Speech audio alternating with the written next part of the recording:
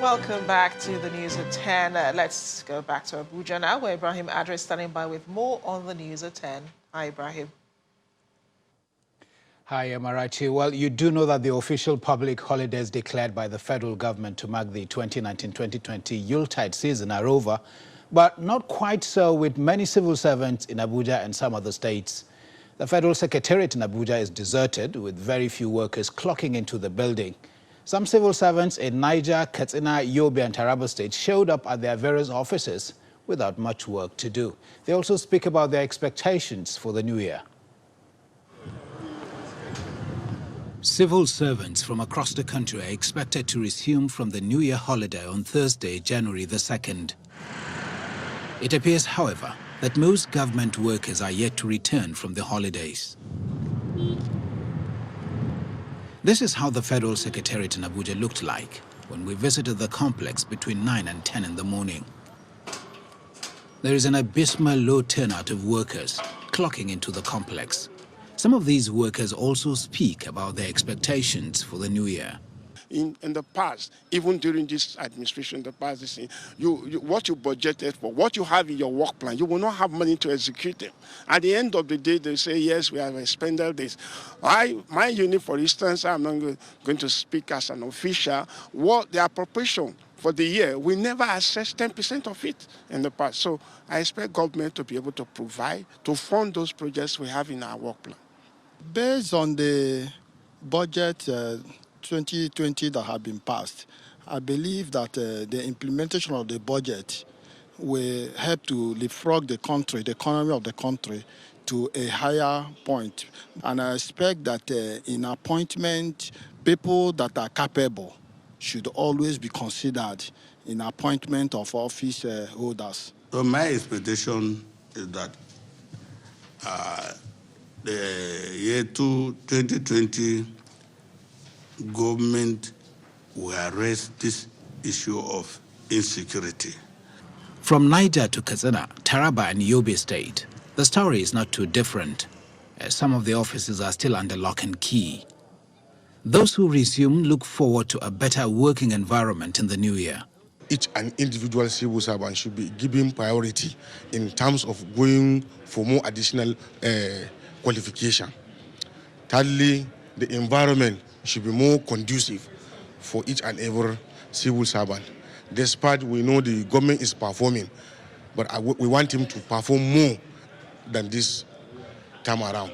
Oh, certainly this time around, what we want from the youth is cooperation. Then we need the cooperation of the youth to the governor so that we can move forward. The Yuletide was no doubt such a time to unwind, but with the holidays over and targets set for the new year, it is time for workers to roll up their sleeves and get back to work. Still in the nation's capital, the Joint Admission and Matriculation Board, JAMB, and federal lawmakers at loggerheads over the use of National Identification Number, otherwise known as NIN, for the university matriculation examination. Recently, JAMB's policy on the compulsory use of the NIN as requirement for any candidate wishing to sit for the examination has come under heavy criticism. In this special report, our correspondent Terry Kumi takes a look at the challenges of the examination body and some of its progress. No NIN, no registration. No NIN, no registration. No NIN, no registration. This is the announcement that is eliciting strong reactions across the country. In about 2 weeks, registration for the 2020 Joint Admission and Matriculations Board JAMB examination will commence. At least 1.5 million candidates seeking admission into tertiary institutions register and sit for the JAMB examination annually. But with a new policy of the examination body which requires candidates to possess a national identification number before being allowed to register for the examination, the possibility of attaining that figure is in doubt. Even though the examination body says the policy is to tackle examination malpractice, some critics, including federal lawmakers, have called for the policy to be put on hold or its commencement date extended. It has to be categorical. Let them wait till 2021. Let us give a long time for us to achieve this. Unless if it is a deliberate attempt to stop people from going to school. Even those of us who are working now, it is very difficult for us to have NIN. Does it mean that if my child now doesn't have that identification number, I will not write exam? Frankly speaking, I did not make the law. It's the National Assembly that made the law and said that NIN, anybody who is rendering the type of service we are rendering must demand for NIN. JAMB's credibility has been called to question several times, leading to the establishment of the post-UTME, which is another examination conducted by various higher institutions for candidates who score the required cutoff mark in their JAMB exams to ensure that they truly scored as high as they claim. Post-UME has no basis in the law. Is a standard set up by the institutions just to make money. The malpractice is highly reduced in JAMB because of the way it has been computerized. So I believe that there will be no need for the post-UME with only the JAMB, because the idea of taking the child for post-JAMB and coming back, these are extra expenses that not every parent can afford. Considering its 3-year revenue generation of about 20 billion naira, another worry for some is the revenue generation drive of the examination body, especially as it concerns the cost of going through the examination process, which some say directly affects the poor.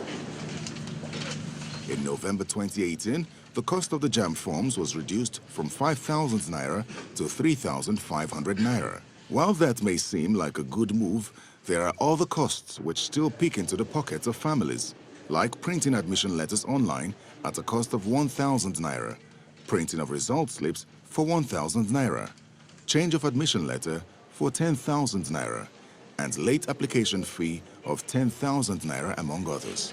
There are some improvements, however, with the examination body, like eliminating the use of scratch cards and making it possible for candidates to access their results online.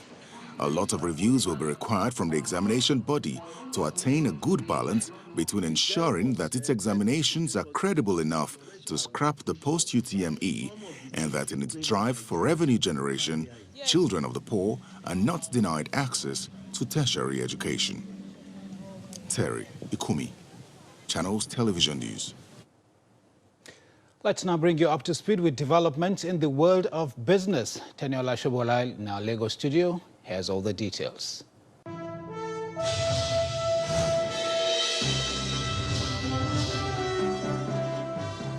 Thanks, Ibrahim. Welcome to Business News. Nigeria's Manufacturing Purchasing Managers Index, PMI, climbed to 58.3 in December 2019, up from 56.4 recorded in November. According to latest report by leading investment bank FBN Quest, the highest reading across the 5 sub-indices for December was output, which rose by more than 8 points when compared with the previous month. The increase indicates that the end-of-year festivities resulted in increased production by manufacturers to meet demand, while the beverages segment recorded increased sales within the period. Meanwhile, the central bank's PMI report released on the December the 31st shows that Nigeria's manufacturing PMI rose to 60.8% last month, up from 59.3% in November 2019. Now, the governor of the Bank of Sierra Leone, who doubles as the chairman of the ECOWAS Committee of Governors of Central Banks, Professor Kelfala Kalon, has disclosed a plan for currency swap between Nigeria and Sierra Leone. He says this is in a bid to reduce the use of the dollar within the West African region and stop consequent depreciation of national currencies. The Sierra Leonean financial sector is dominated by Nigerian banks and institutions, and Professor Kalon says the policy would benefit both countries. The bank chief notes that the country will key into the currency swap arrangement between Nigeria and China.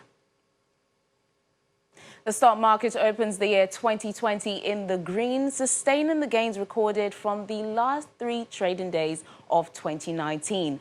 Ekaite Afia has details of the trading activities at the close of today's session at the NSC.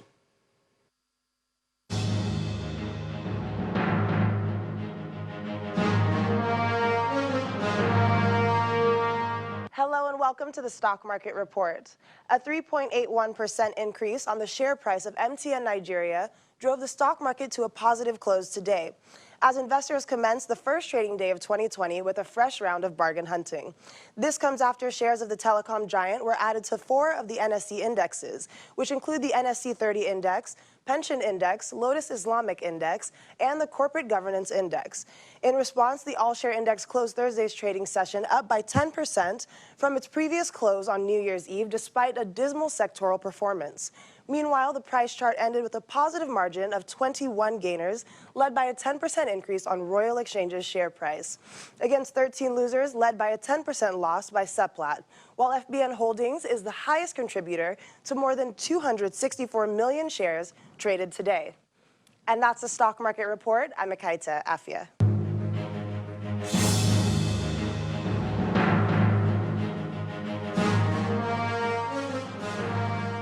Thanks, Akaite. Major global stock markets extended strong rally from 2019 into the first trading day of the new year, following renewed optimism of the trade deal between the U.S. and China, as well as positive manufacturing reports. Here are some of the closing numbers for Thursday.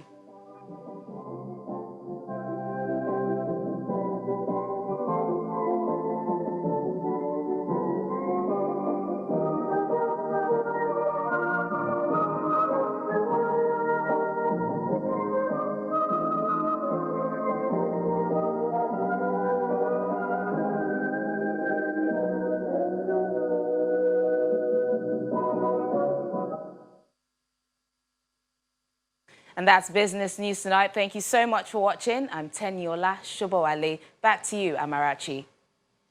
Thanks, Teniola. Still ahead on the news at 10. Angry residents of fire-hit Australian town of Cobargo confront Prime Minister Scott Morrison over government's response to the crisis. We'll have more coming from our London bureau and around the world in 5. Plus, Nigerian teenage golf sensation Ian Essien aspires to win the country's first gold medal at the 2022 Olympics, Summer Youth Olympics. Details coming in sports news. Stay with us.